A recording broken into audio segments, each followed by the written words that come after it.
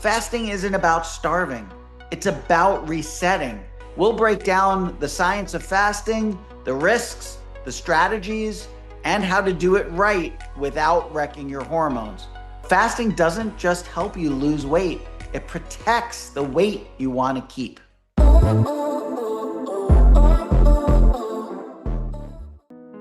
We've reached a milestone, 100 episodes of the Obesity Project.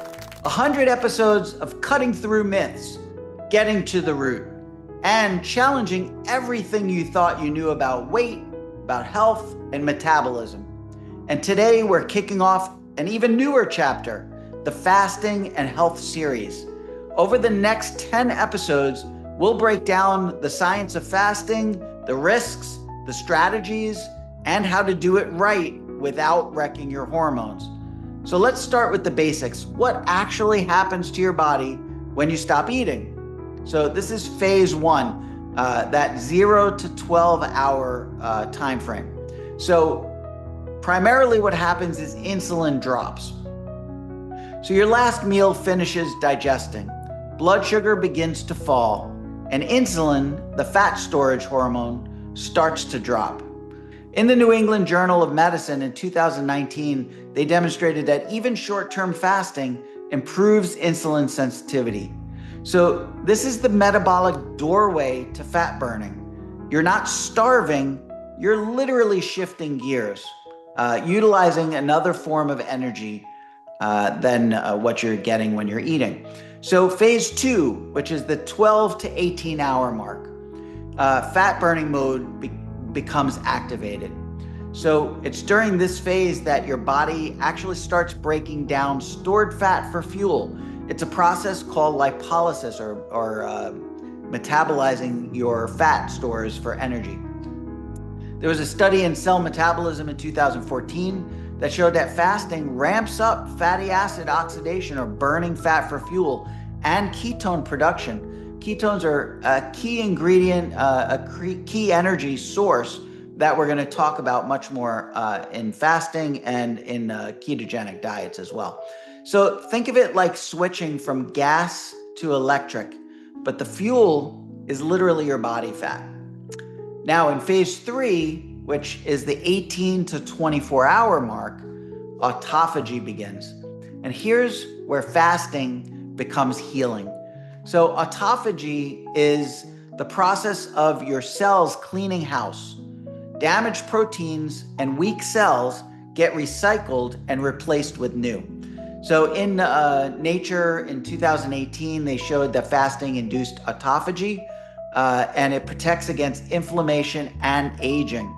So it's like deleting junk files from your computer system. More space, better performance. It's recycling of poorly functioning cells, poorly functioning mitochondria, all of the organelles, the structural components inside the cell that do the work. All right, now phase four, in the 24 to 48 hour mark, you begin to get hormonal boost. So in this phase, growth hormone begins to surge, testosterone rises, inflammation plummets. And there was a study in Journal of Clinical Endocrinology in 1988, so going back a ways, that fasting increased growth hormone up to 5 times baseline. And what this actually does for us is it preserves lean mass while burning fat. So your body is not in starvation mode. You're not burning your protein, your muscle mass. You're burning fat, and the growth hormone protects your lean mass, protects your muscle mass from getting destroyed and burned as energy. So fasting doesn't just help you lose weight, it protects the weight you want to keep. And then in phase five, that 48 to 72 hour mark, this is when we see full metabolic reset. So insulin is at rock bottom now. Your brain is running on ketones. You're in full-blown repair mode. And to prove this, there was a study in Cell Reports in 2016 that showed that multi-day fasting boosts mitochondrial function, stem cell regeneration to replenish and regenerate all of your body tissues, and immune resilience. So this isn't breakdown, it's rebuild mode.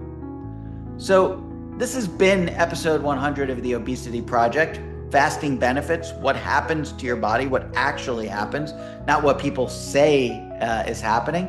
We've made it to 100 episodes and we are just getting started. So fasting isn't about starving. It's about resetting. It's about reclaiming your biology and remembering that your body knows what to do if you give it the chance. So you get things like lowered insulin, you get more fat burning, you get boosting of hormones and cleanup of inflammation.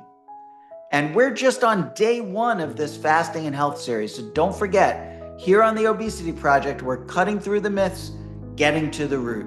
So make sure to stay tuned for the next episode, 101, Fasting Dangers, when it can wreck your hormones. We'll break down who should not fast, when it can backfire, and what warning signs to watch for, especially in women. So stay tuned. I'm so excited to be able to celebrate our 100th episode with you guys.